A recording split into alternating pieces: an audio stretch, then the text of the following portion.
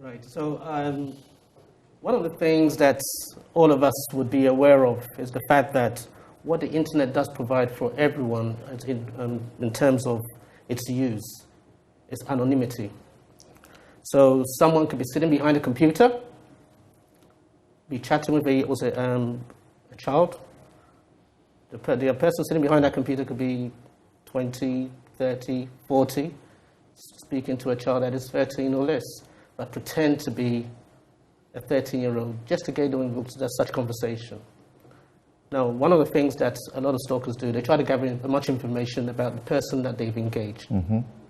And one thing that was a 40-year-old who was basically stalking a child would do, or 20-year-old or 30-year-olds, would gather a lot of information with regards to what children like, kind of things that would entice them to continue that conversation mm-hmm.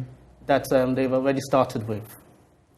Now, for that particular reason, this is seen as I could say from our perspective, it was when you're investigating a crime, like it shows intent of committing a certain kind of crime. And therefore, when the book is thrown at them, if the investigations go through and it's found that the person's guilty, they should be able to basically face the law to its full maximum if possible. But when people engage on day-to-day basis, even with things like, for instance, gaming, a lot of gaming communities, children are not aware of who they're playing with. Mm-hmm.